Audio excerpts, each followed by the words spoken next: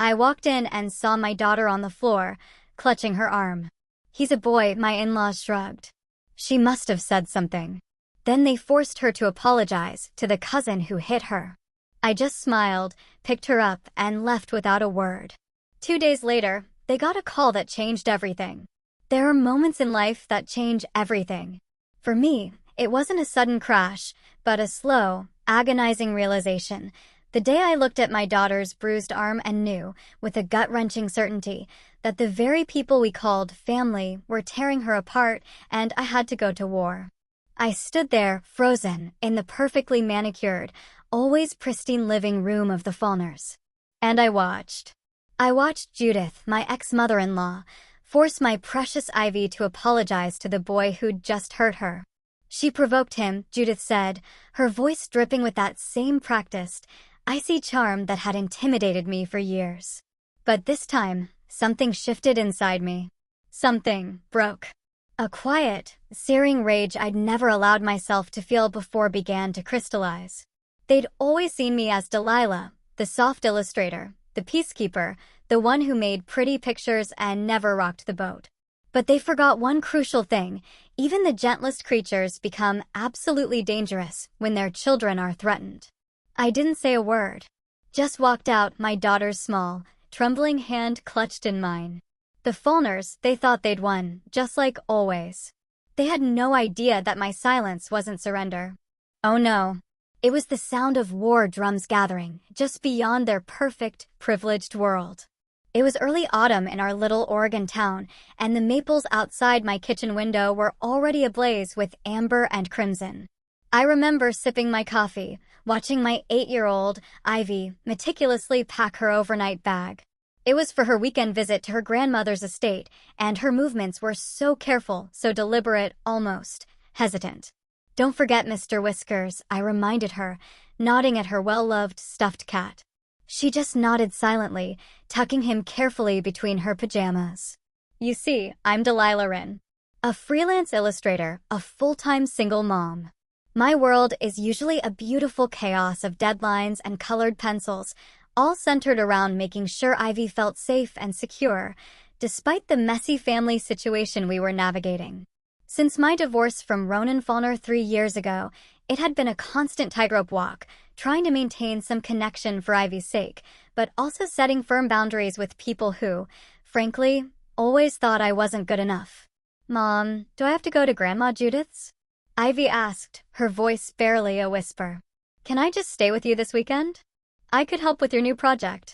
I knelt beside her, tucking a strand of her chestnut hair behind her ear. "Honey, I know it's not always fun, but family is important. Plus, your cousins will be there. It's cousin weekend, remember?" Her eyes dropped to the floor. Yeah, that hesitation.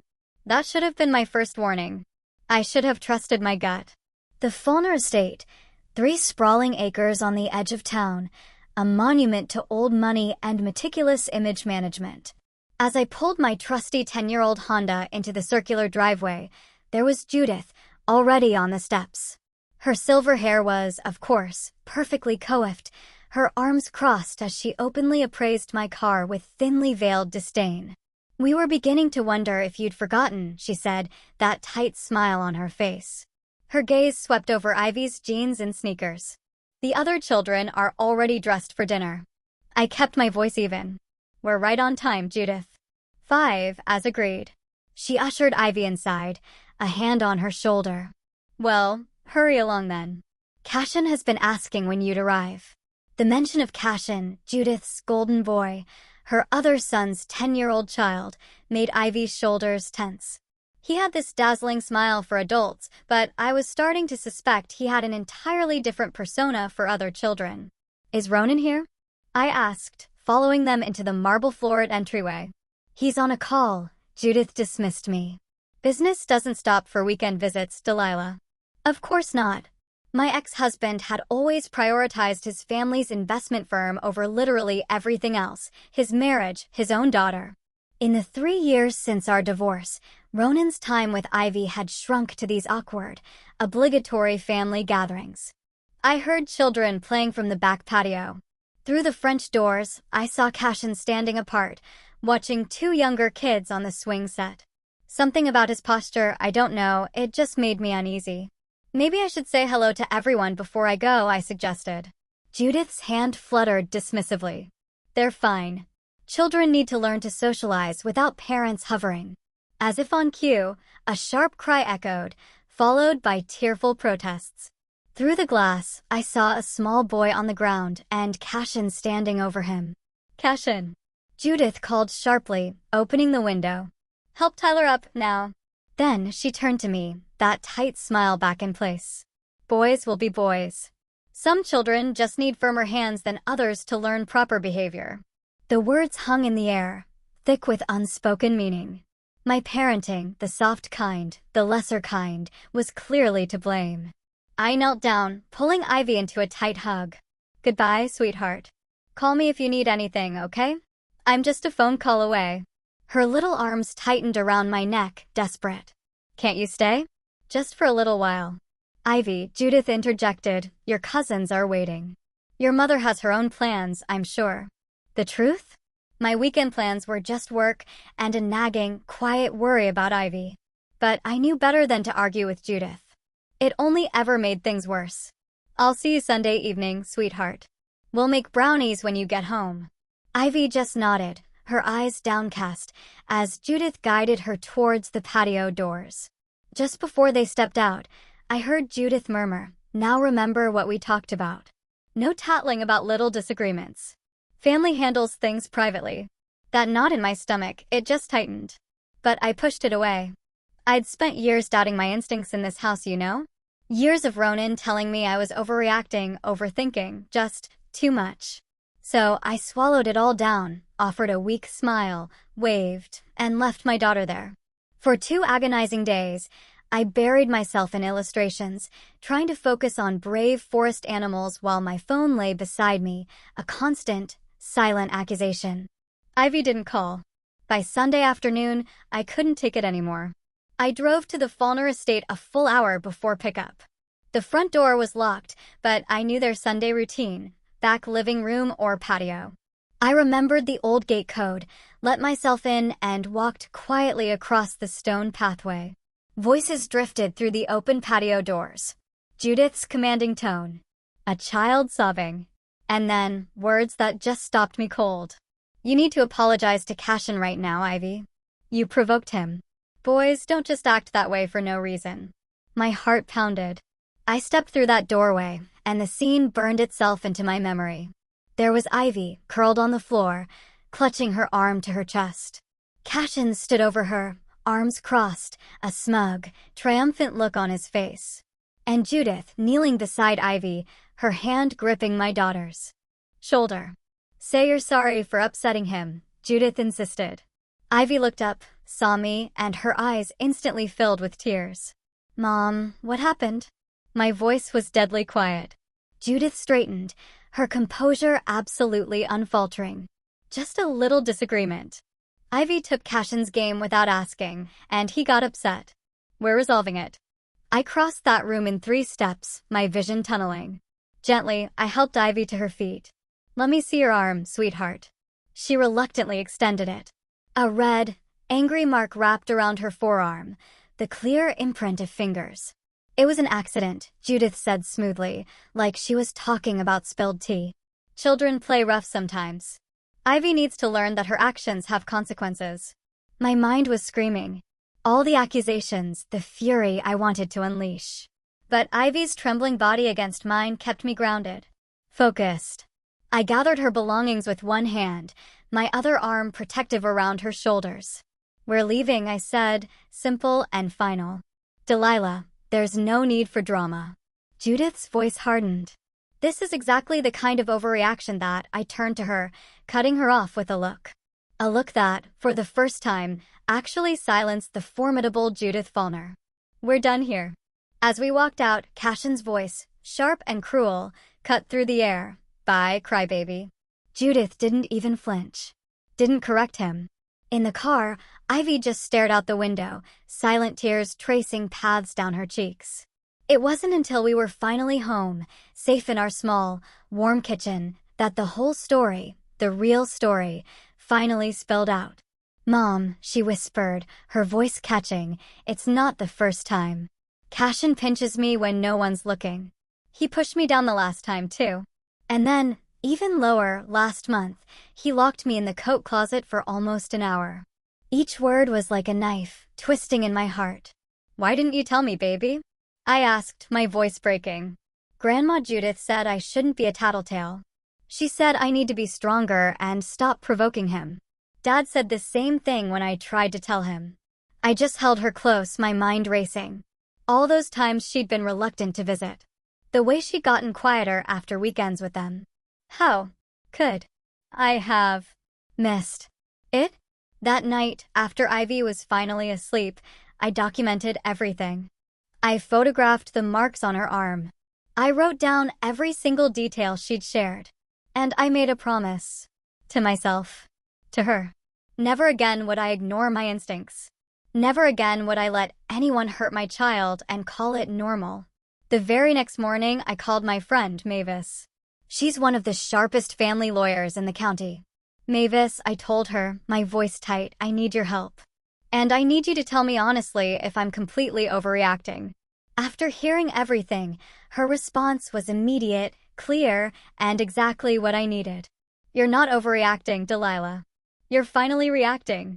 2 days later, Judith Fallner got a surprise visit from Child Services.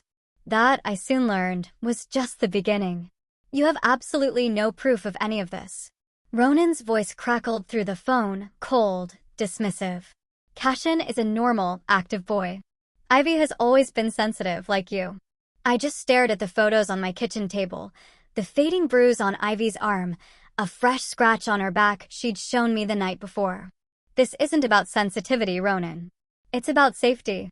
It's about you trying to drive a wedge between Ivy and her family," he countered, his voice rising. "Mother told me how you stormed out yesterday. How you're blowing a simple children's disagreement into some dramatic crusade." I closed my eyes, fighting that familiar, insidious pull of self-doubt they'd always been so masterful at instilling in me. "Your mother forced our daughter to apologize to a boy who hurt her." "Tell me, Ronan, how is that okay?" "Cashin's just a boy, Delilah. Boys play rough sometimes. Ivy needs to toughen up a bit." After we hung up, I sat at my kitchen table for a long, long time. Memories just washed over me. How many times during our marriage had Ronan minimized my feelings? How often had Judith stepped in to explain why I was wrong? Too emotional? Too much? I had spent years shrinking myself, trying to fit into their perfectly curated world. And now they expected Ivy to do the same. Not anymore. Not on my watch. The next few weeks were a blur of appointments. Ivy with her new therapist, me with Mavis, both of us with a court-assigned family advocate. I let deadlines slide, putting my work on hold to focus entirely on protecting my daughter. One afternoon, after school, Ivy's teacher, Mrs. Bennett, stopped me. She glanced around, making sure we were alone. "Miss Wren," she said softly, "I want you to know I've noticed the changes in Ivy too. If you need a statement for any proceedings, I'm willing to provide one." I was so surprised, so grateful. "Thank you," I managed. "That would mean so much." She hesitated. "There's something else." She handed me a folded piece of paper. Last fall, after a weekend with her father's family, Ivy drew this during free time. I found it concerning enough that I kept it. It was a drawing of a small girl, clearly Ivy, huddled in a dark space, while a boy stood outside, his face an exaggerated, almost sinister smile. Across the top, in Ivy's careful handwriting, "The bad place." That night, I added the drawing to my rapidly growing file. And then, an unexpected email popped up. "My name is Emma Pearson," it began. "I worked as a nanny for the Fulner family 2 years ago. I've heard about what's happening with your daughter. I've seen what they're capable of, and I'll talk." The cafe was almost empty when Emma slid into the booth across from me. She was younger than I expected, maybe mid-20s, with anxious eyes that kept darting towards the door. "I signed an NDA when I left," she said, no preamble, her voice low. "But I can't stay silent anymore. Not after hearing what happened to your daughter." "How did you find out about Ivy?" I asked. "Small town," Emma shrugged. "Plus, I still babysit for some of their friends." Word gets around. She pulled out her phone. I kept everything, even though they told me to delete it all when they fired me. She showed me a series of texts from Judith, complaints about another child who had visited the estate, too sensitive, causing problems for Cashin. The language was eerily similar to what had been said about Ivy. Cashin locked a little girl in the basement during a birthday party, Emma explained. When she finally got out and told her parents, Judith insisted the girl had gone down there herself and just gotten scared. They fired me the next day for allowing it to happen, even though I was upstairs helping with the cake. Did you believe the girl? I asked. Emma's expression hardened. I knew she was telling the truth. Cashin had done similar things before, breaking toys and blaming other children, pushing kids when adults weren't looking. But Judith and the whole family, they just protected him. They called it high spirits or said the other children were lying for attention. By the time our meeting ended, Emma agreed to provide a sworn statement to Mavis. It wasn't conclusive evidence, but it established a pattern, and more importantly, it showed that Ivy wasn't the first. The very next morning, a certified letter arrived from Ronan's attorney. He was indeed filing for full custody, claiming I was emotionally unstable and coaching Ivy to make false accusations. The hearing was set for the following month. They're moving fast, Mavis observed when I called her. They want to overwhelm you, make you feel like you can't win. Classic intimidation tactics. Will it work? I asked, fear a cold knot in my stomach. Could they really take Ivy? Not if I have anything to say about it, Mavis replied firmly. Remember, we've moved this to a different jurisdiction. Judith's connections don't reach as far as she thinks. Still, the Faulkners' campaign was relentless. Ronan's sister called mutual friends, painting me as vindictive and unhinged. Judith reached out to the parents of Ivy's classmates, suggesting playdates be canceled because of our difficult family situation. Even my landlord received a call, subtly hinting I might be an unstable tenant. They're trying to isolate us, I realized aloud during one of our strategy sessions with Mavis. It's what abusers do, she agreed. Cut off support systems, make the target feel utterly alone. But they've miscalculated, Delilah. You're not alone. And she was right. For every person who pulled away, someone else stepped forward. Mrs. Bennett rallied a quiet group of teachers who had also observed Ivy's changes. My clients expressed support, several even offering to testify to my character and work ethic.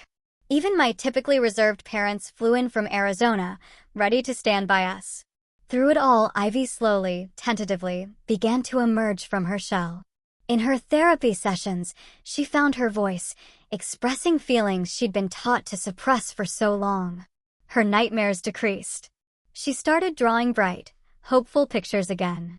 You're doing the right thing, Mom, she told me one night as I tucked her in. That simple validation from my 8-year-old daughter, it brought tears to my eyes. 2 weeks before the actual custody hearing, Mavis called with news that changed everything. Remember how Emma mentioned a little girl Cashin locked in the basement, she asked. I found her family, the Watsons. They were paid off, a hefty settlement with ironclad confidentiality clauses. But they're willing to break it to help Ivy. I was stunned. Why would they risk that? Because Mrs. Watson still regrets taking the money and staying quiet, Mavis said, her voice grim. She said her daughter had nightmares for a year afterward. Mavis paused. There's more. The Watsons weren't the first family to be paid off. There was an incident at a private camp 2 years ago. Another boy Cashin hurt. Those parents took the money too. This revelation sent shockwaves through our case. With Mavis's guidance, we immediately amended our filings to include this explosive new information.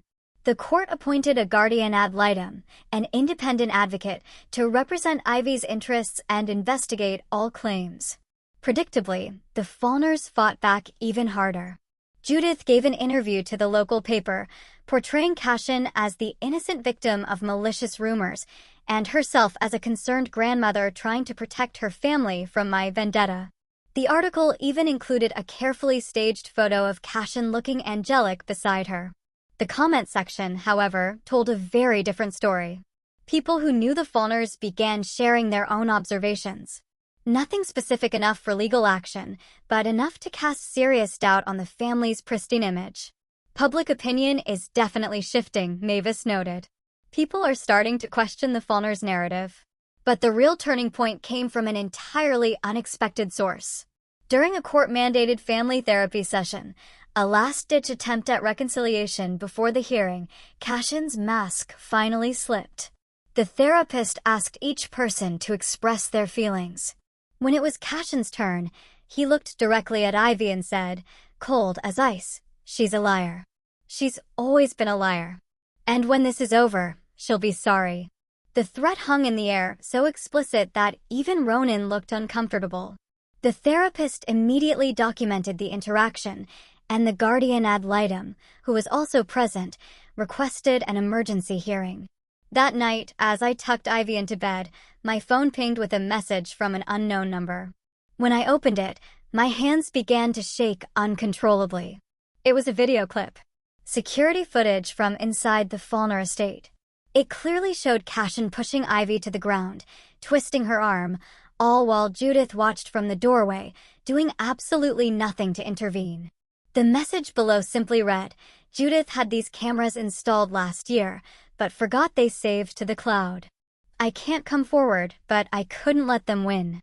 Good luck. I immediately forwarded it to Mavis. Her response came within minutes. This changes everything. Call me first thing tomorrow. As I sat beside Ivy's bed, watching her finally sleep peacefully, I felt the first real surge of hope I'd experienced in weeks. The Faulkners had built their entire empire on silence and fear, but cracks were finally forming in their meticulously constructed foundation. And through those cracks, the truth was finally, powerfully breaking through. The security footage played on Judge Eleanor Harlow's computer screen, a stark, silent indictment. The only sound in her chambers was the soft ticking of an antique clock. Mavis and I sat across from her desk, barely breathing as we watched, Cashin pushing Ivy down, twisting her arm, then walking away, laughing, while Judith stood in the doorway, witnessing every single thing. When the video ended, Judge Harlow removed her reading glasses and pinched the bridge of her nose. How did you obtain this footage, Miss Carson? Mavis straightened. It was sent anonymously to my client, Your Honor. We believe it's from the Faulkners' home security system. Anonymously? The judge's tone was skeptical. And you have no idea who might have access to the system? No, Your Honor, I answered, truthfully, but the metadata confirms it was recorded on the Sunday in question, and the faces are clearly visible. Judge Harlow tapped her pen against her legal pad. This changes the complexion of the case significantly. I'm ordering an emergency hearing for tomorrow morning, 9 a.m. sharp. I want all parties present. Outside the courthouse, Mavis squeezed my hand. This is it, Delilah. The footage corroborates Ivy's account exactly. Even the Faulkners can't explain this away. I wanted to believe her. Truly. But years of being undermined by them had taught me caution. They'll try, I said. Judith always has an explanation. Not this time, Mavis replied with quiet, fierce confidence. Not with Judge Harlow. She's known for protecting children above all else.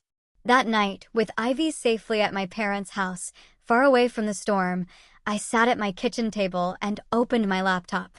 For weeks, I'd been keeping a private online journal, documenting our journey through this nightmare. Tonight, after careful consideration, I made it public. I didn't name names. I didn't even share the video. I simply told our story. How a mother discovered her child was being abused by a family member, how the powerful family closed ranks, and how the system could either protect or fail the most vulnerable among us. I titled it, When They Tell You to Apologize for Being Hurt. I posted it anonymously on a parenting forum before finally going to bed. By morning, it had been shared thousands of times. Did you see this? Mavis texted me, sending a link to a local news site. My story had been picked up by a reporter who specialized in family court cases. The headline read, Anonymous Mother Fights Wealthy Family Over Alleged Child Abuse. My heart raced as I read the article. Even without names, anyone who knew the Faulkners would recognize the description. The reporter had even done additional research, interviewing child psychologists about the dynamics and adding context about how financial privilege often influenced family court outcomes. "I didn't expect this," I told Mavis when we met outside the courthouse. The morning was crisp, the sky a clear, hopeful blue, a stark contrast to the tension that hung in the air. "Sometimes the truth needs witnesses," she replied. "You gave people permission to see what often happens behind closed doors." Inside the courtroom, it was far more crowded than I expected. The Fallners had arrived in force. Judith, stone-faced and elegant in a tailored suit. Ronan, looking uncomfortable but still determined. And their lawyer, Harrison Wells, a man infamous for representing the town's elite in their most delicate matters. I was shocked to see Cashin present, sitting beside his grandmother in a blue blazer that made him look like a miniature, entitled businessman. He caught my eye and smirked. That gesture sent a shiver down my spine. Judge Harlow entered, and the proceedings began with a formality that belied the raw emotion in the room. Wells spoke first, immediately objecting to the video evidence. "Your Honor, this footage was obtained illegally and should be inadmissible. Furthermore, we have reason to believe it has been edited to present an incomplete picture of events." Judge Harlow raised an eyebrow. "Are you suggesting the video has been doctored, Mr. Wells?" "Not doctored, Your Honor, but selectively edited. What happened before this incident is crucial context." "What context?" Mavis countered, her voice calm but razor-sharp, "would justify an adult watching a child assault another child?" Wells ignored her, addressing the judge directly. Mrs. Fallner was just entering the room and hadn't fully assessed the situation. "These children have a history of rough play. What looks concerning to an outsider is simply part of their normal interaction."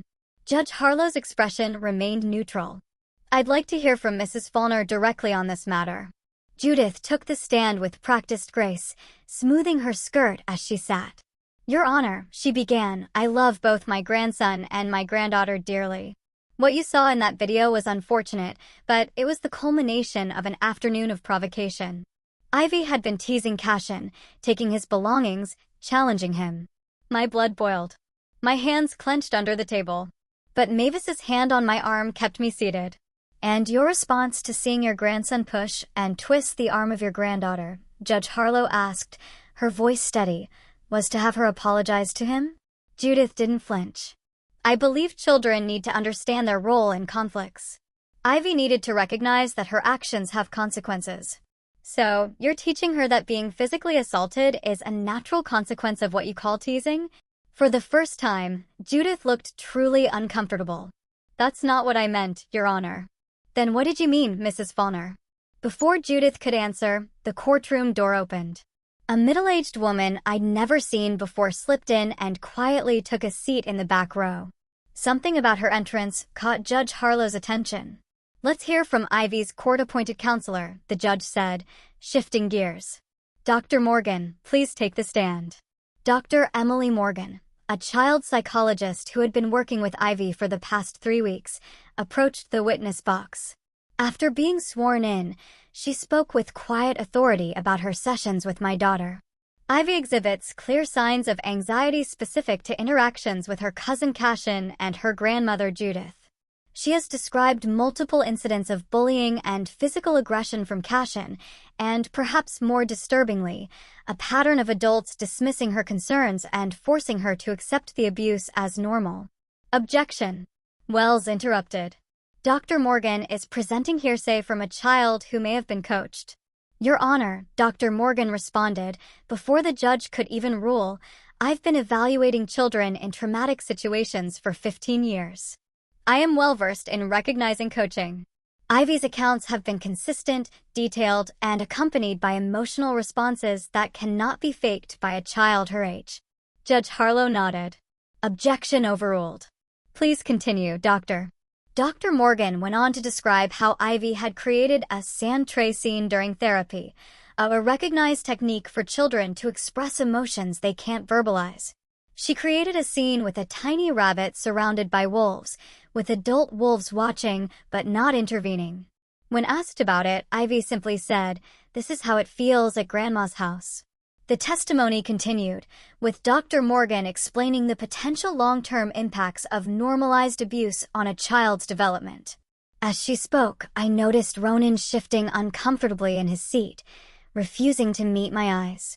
Next came Emma Pearson, the former nanny, who bravely testified about what she had witnessed during her employment with the Fallners. Despite Wells's desperate attempts to discredit her as a disgruntled ex-employee, her accounts aligned too closely with the established pattern to be dismissed. But the most powerful moment came when Mrs. Watson took the stand. The mother of the little girl Cashin had locked in the basement during the birthday party. "We were paid to keep quiet," she admitted, her voice trembling, but resolute. "We signed documents and accepted money because we were told it would be better for our daughter to move on. I've regretted it every single day since." Judge Harlow leaned forward. "What made you decide to come forward now, Mrs. Watson?" She looked directly at me. "Because I read that blog post," she said. "I recognized the situation immediately. I couldn't let another child go through what my daughter did, knowing I could have spoken up sooner." Throughout the morning, the Fallners' carefully constructed facade continued to crumble. Teachers from Ivy's school testified to the behavioral changes they'd observed after weekends with her father's family. The Guardian ad litem presented her report, recommending that Ivy have no unsupervised contact with Cashin and only limited, monitored visits with her father until he acknowledged the seriousness of the situation. Just before lunch recess, the mystery woman who had slipped into the courtroom earlier approached Mavis and whispered something. Mavis's eyes widened, and she immediately requested a brief conference with the judge. When proceedings resumed, Judge Harlow made a powerful announcement. "The court has been presented with additional evidence that requires review. We will reconvene tomorrow morning at 9. In the meantime, I'm issuing a temporary order. Ivy Wren is to have no contact with Cashin Fallner or Judith Fallner. Supervised visitation with Ronan Fallner may continue at the Family Resource Center only." As we gathered our things to leave, I finally asked Mavis about the mystery woman. With a small smile, Mavis told me. "That was Patricia Dunning, Judith's personal assistant for the last 8 years. She has copies of emails between Judith and the headmaster of Cashin's private school regarding 3 separate incidents of aggression against classmates, incidents that were handled quietly after generous donations to the school's building fund." "She's willing to testify?" I asked, stunned. "Tomorrow morning," Mavis confirmed. She said she couldn't live with herself anymore after seeing that security footage on the news last night. Outside the courthouse, reporters had gathered, alerted by my viral blog post and the subsequent news coverage. Judith, ever the stoic, brushed past them with a curt no comment, while Ronan ducked into a waiting car. I hesitated, unsure how to handle the sudden attention. Mavis, bless her, guided me through, giving a simple, powerful statement. "We're grateful the court is giving this matter the serious attention it deserves. Our only concern is the welfare of a child who deserves to feel safe with all family members." That evening, I sat with Ivy on our back porch swing, watching fireflies emerge in the growing dusk. I'd explained, in age-appropriate terms, what had happened in court. "Does this mean I never have to see Cashin again?" she asked, her small voice hopeful. "I don't know yet, sweetheart," I told her, "but I promise you won't be alone with him ever again." She leaned against me, her body finally relaxing for the first time in weeks. "I told Mrs. Bennett what was happening once," she confessed. "She said I should tell you, but I was scared." "Scared of what, honey?" "That no one would believe me. Grandma Judith always says I make things up." I hugged her close, my heart aching but resolute. "I believe you, Ivy. I will always believe you." The next morning, as Patricia Dunning's testimony unfolded, I watched the Fallners' lawyer grow increasingly desperate. He objected repeatedly, questioned her motives, even implied she had stolen private correspondence. These desperate tactics only made Judge Harlow's expression grow sterner. By noon, the evidence was overwhelming. Judge Harlow called a brief recess before delivering her ruling. In the hallway outside, to my surprise, Ronan approached me alone. "Delilah," he began, his voice uncharacteristically uncertain, almost timid. I need to say no, I interrupted, holding up a hand. You had years to listen to Ivy. Years to protect her. You didn't know? No, Ronan. You didn't want to know. There's a difference. His shoulders sagged. For a fleeting moment, I glimpsed the man I'd once loved, before his family's insidious influence had corrupted him completely. What happens now? He asked. Now, I said quietly, firmly, you decide what kind of father you want to be. One who protects his daughter, or one who protects his mother's pride. When court resumed, Judge Harlow's ruling was swift and decisive. Full temporary custody was granted to me, with Ronan allowed supervised visitation only after completing parenting classes and acknowledging the abuse. Judith and Cashin were subject to a no-contact order, pending Cashin's completion of an intensive therapeutic program. This court takes the safety of children extremely seriously, Judge Harlow stated, her voice echoing in the silent room. The evidence presents a disturbing pattern, not just of a child's aggression, but of adults enabling and normalizing harm. This ends today. As we left the courthouse, the late afternoon sun broke through the clouds, casting long, hopeful shadows across the steps. Mavis hugged me tightly. This is just the beginning, she whispered. But it's a good beginning. On the drive home, my phone buzzed incessantly with notifications. The story had exploded beyond our small town, picked up by national outlets, focusing on how wealth and power can shield abusers. I turned off my phone, unwilling to let the spotlight distract from what mattered most. My daughter was safe. And for the first time in years, she knew, without a shadow of a doubt, that her voice had been heard. 3 months after Judge Harlow's ruling, autumn had returned to Oregon, painting the landscape in fiery hues that somehow matched the vibrant transformation in our lives. Ivy and I sat in Dr. Morgan's office for what would be our final required session. I'd like to hear from both of you about the changes you've experienced, Dr. Morgan said, her kind eyes moving between us. Ivy, now so much more confident in expressing herself, spoke first. I don't have bad dreams anymore. And I started raising my hand in class again. That's wonderful, Dr. Morgan smiled. What about at home? Mom and I have pizza and movie nights on Fridays, Ivy beamed. And I'm taking art classes on Saturdays. Her face brightened even more. I drew a whole comic book about a girl superhero who can turn invisible, but decides to be seen. My heart swelled with pride at the incredible progress she'd made. When it was my turn, I actually struggled to articulate the profound shift in our lives. Everything's different, I said finally. It's like we've both been holding our breath for years, and now we can finally exhale. Dr. Morgan nodded. That's a common feeling after leaving an abusive dynamic. The body literally relaxes from a state of constant vigilance. After our session, we walked to a nearby cafe, a new tradition we'd established to mark these milestones. As Ivy happily enjoyed her hot chocolate, I checked my emails and found one from Mavis. Final custody arrangement approved, it read. Full legal and physical custody granted to you. And then, the next line, Ronan declined his visitation rights. A complex wave of emotions washed over me. Immense relief, yes, but also a pang of sadness for Ivy. Despite everything, Ronan was still her father, and his choice to step away rather than do the hard work to be in her life would leave its own scar. Everything okay, Mom? Ivy asked, a cute chocolate mustache adorning her upper lip. I smiled, pushing the complicated adult matters aside. Everything's great, honey. In fact, I think this calls for an extra cookie.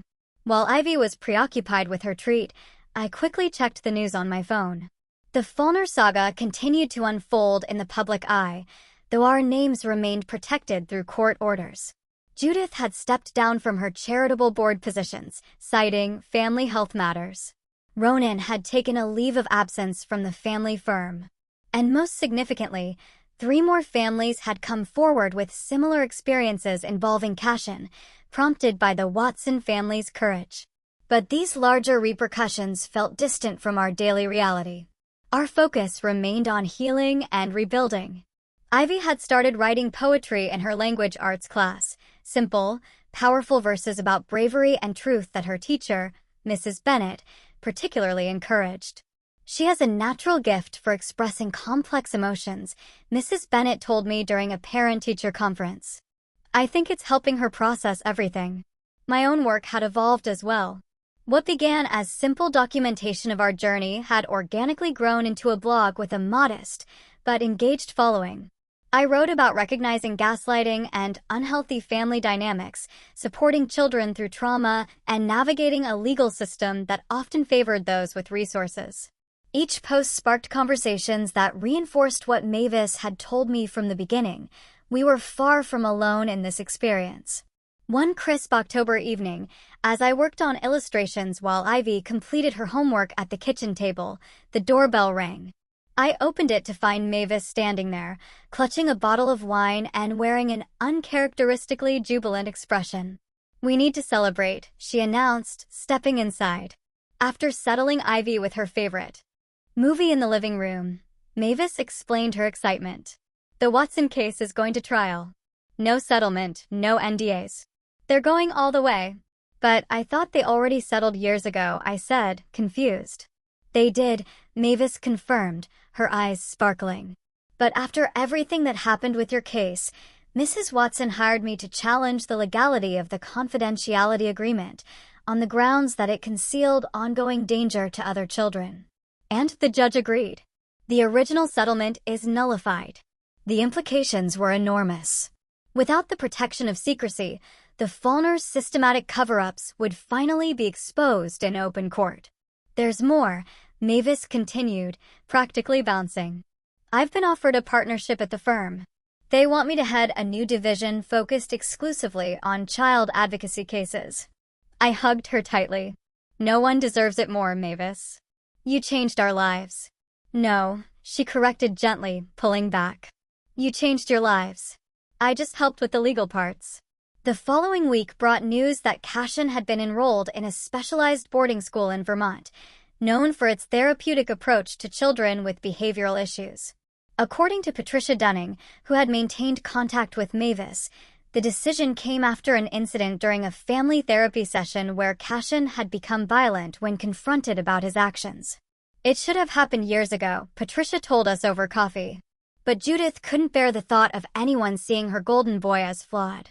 I felt no satisfaction in Cashin's struggles, only a quiet hope that he would finally receive the intervention he needed before his patterns became permanently entrenched. He was, after all, still a child, shaped by the dysfunctional adults around him. In late November, Ivy's teacher entered her poem, "I'm Not Sorry," into a statewide contest for elementary students. When the email arrived announcing she'd won first place in her age group, Ivy danced around our kitchen, her joy infectious. "They want to publish it in a real book, Mom," she exclaimed, "with other kids' poems." The poem was simple, yet so powerful. 8 lines about finding her voice and refusing to apologize for taking up space in the world. Reading it, I saw not just healing, but true transformation. Ivy wasn't merely recovering from trauma, she was forging it into something beautiful and strong. The award ceremony was scheduled for December at the state capitol. As we made plans to attend, I received an unexpected email from Ronan. The first direct communication since he'd declined his visitation rights. "I've been in therapy," he wrote. "I'm beginning to understand how much damage my family's dynamics have caused. I don't expect forgiveness, but I wanted you to know I'm finally facing the truth.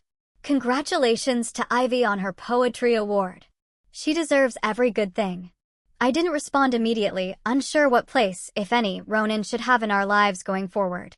That decision would require careful consideration of Ivy's needs, above all else. The day before the poetry ceremony, a heavy envelope arrived from Mavis's office. Inside was the final court order, officially documenting the termination of the Faulkners' access to Ivy, along with a personal note from Judge Harlow. "Your courage has already protected other children," she wrote. "Never doubt that speaking up was the right choice." That night, as I tucked Ivy into bed, she asked a question that caught me off guard. "Mom, is Cashin ever going to say sorry for hurting me?"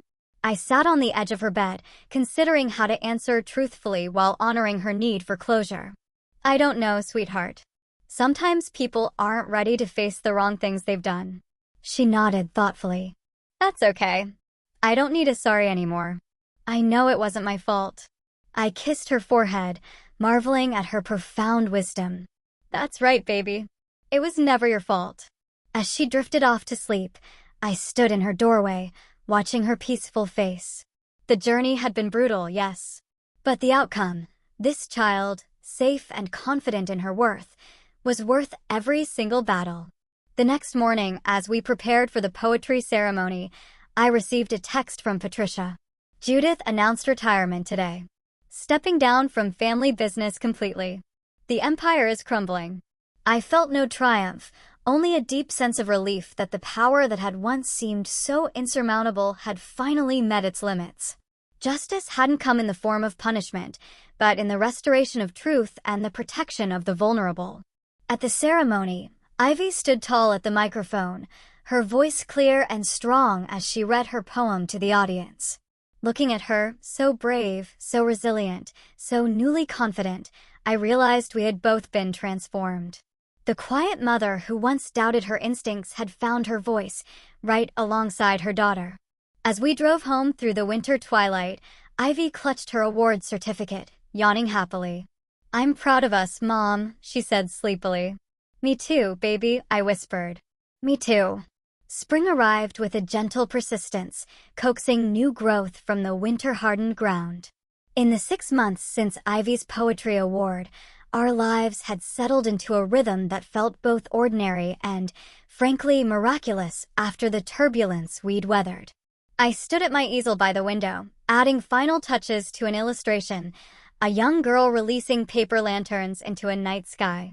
It was for a children's book about finding courage, my first major project since truly refocusing my career. My phone buzzed with a text from Mavis. Check your email. Urgent, but good. I smiled, so accustomed to her enthusiastic communication style now. Since becoming a partner at her firm, Mavis had channeled all her formidable energy into building their child advocacy division into a genuine force within the regional legal community. The email was a formal invitation, a keynote speaker request, for the Pacific Northwest Conference on Emotional Abuse and Protective Parenting. They want me to speak, I murmured in disbelief.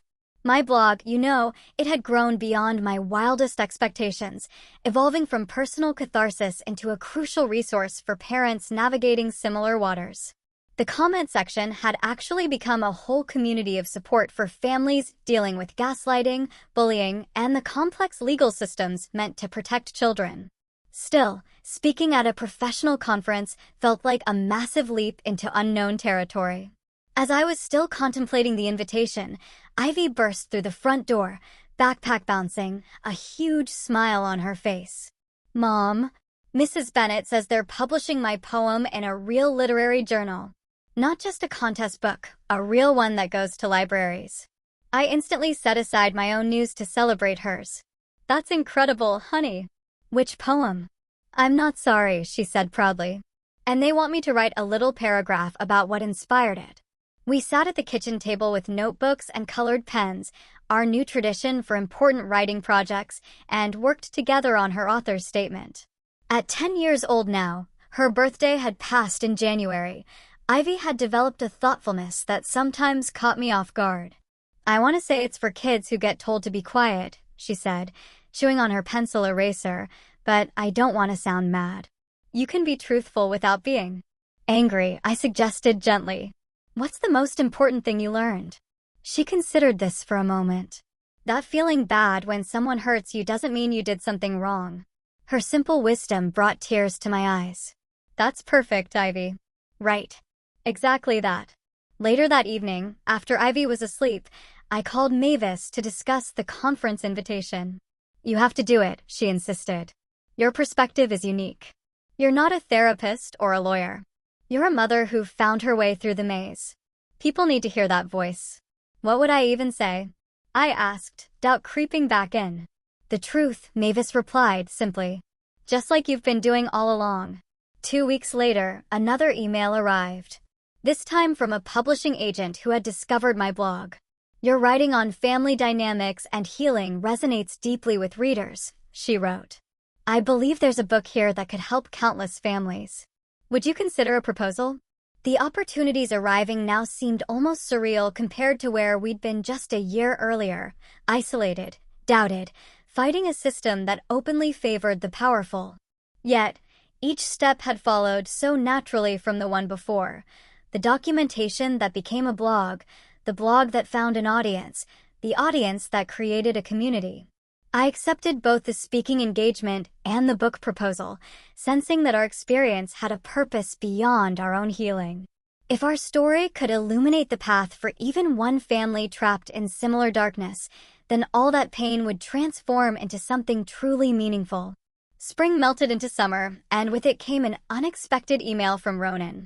He completed intensive therapy and was requesting a monitored meeting, not with Ivy, but with me. "I understand if you refuse," he wrote. "But I have things I need to say for my own accountability, if nothing else." After consulting with Dr. Morgan, I agreed to meet at a neutral coffee shop downtown. The man who arrived was both familiar and yet unrecognizable, Ronan's features, but without the arrogance and defensiveness that had defined him for so long. "Thank you for coming," he said, his hands wrapped around his coffee mug. "I've been working through a lot in therapy, understanding how my mother's influence shaped my behavior, my values, my failure as a father and husband." I waited, neither encouraging nor discouraging his confession. "I should have protected Ivy," he continued. "I should have stood up to my mother years ago, not just about Cashin, but about how she treated you, how she taught me to treat you." He finally met my eyes directly. "I'm not asking for forgiveness or reconciliation. I just want you to know I finally see the truth." "What about Cashin?" I asked. "Have you had any contact with him?" Ronan nodded. "He's still at the therapeutic school. His counselors say he's making progress, but it's slow.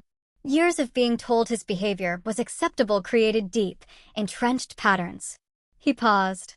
"I visit him monthly. I'm trying to model something different than what my mother showed him." As we talked, I realized Ronan was genuinely changed.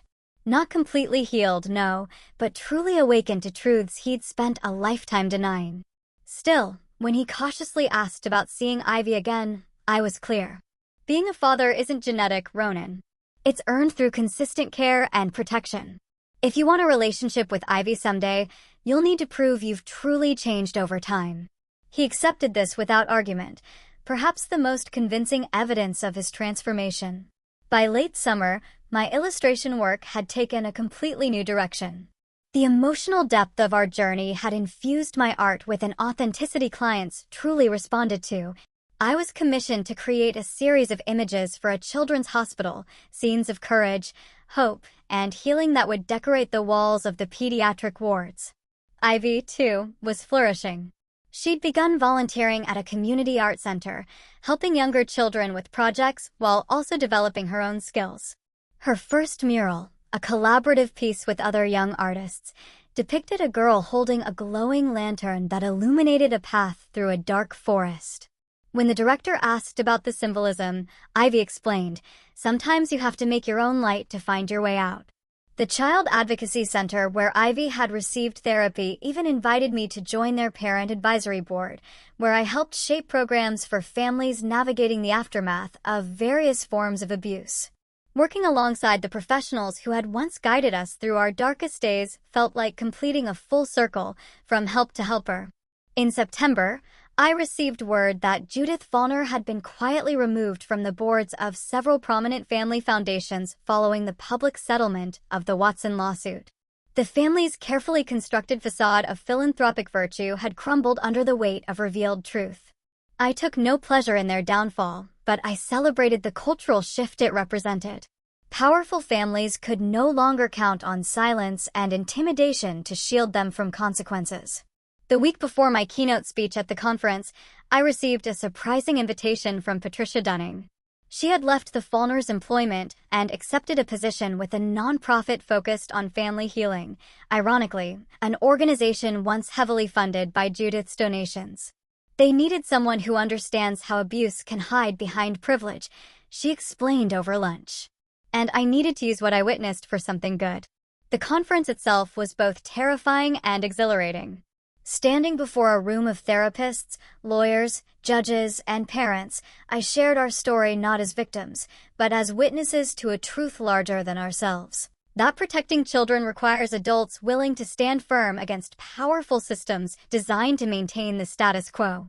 The most dangerous words I ever heard, I told the audience, were "she provoked him" and "apologize for upsetting him." Those words taught my daughter that her pain was less important than a boy's anger, that being hurt was her fault.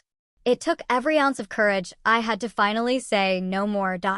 The standing ovation that followed was overwhelming, but the conversations afterward, with parents who saw their own struggles reflected in ours, were what truly mattered.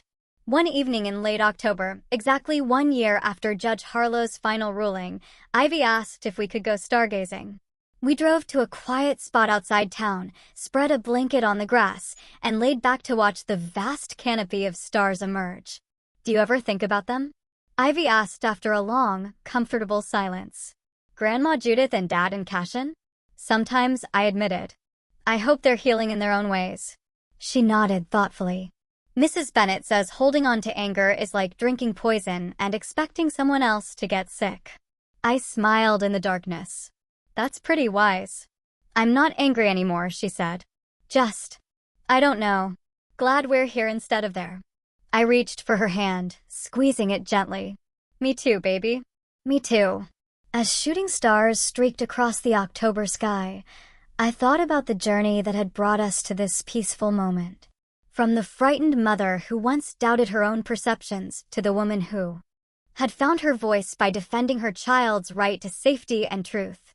It hadn't been about revenge or even justice in the conventional sense. It had been about restoration. Rebuilding what had been broken, reclaiming what had been stolen, the right to say no, the courage to be believed, the freedom to heal. Beside me, Ivy pointed excitedly at a particularly brilliant meteor. Her profile in the starlight showed a confidence that hadn't existed a year ago. Whatever challenges lay ahead, I knew with bone-deep certainty that she would face them standing tall, never again apologizing for taking up space in the world. "Make a wish," I whispered. She closed her eyes for a moment, then opened them with a soft smile. "Already did." I didn't ask what she'd wished for. Some things don't need to be spoken aloud to be perfectly understood. As we packed up our blanket and headed home, Ivy hummed softly beside me. The tune was from a song she'd been working on in music class. Something about finding light in darkness. The night sky stretched endlessly above us, stars illuminating the road ahead. They had told her to say sorry for being hurt. I had taught her never to be sorry for speaking up. And in that truth, we had both found our way forward, one brave step at a time.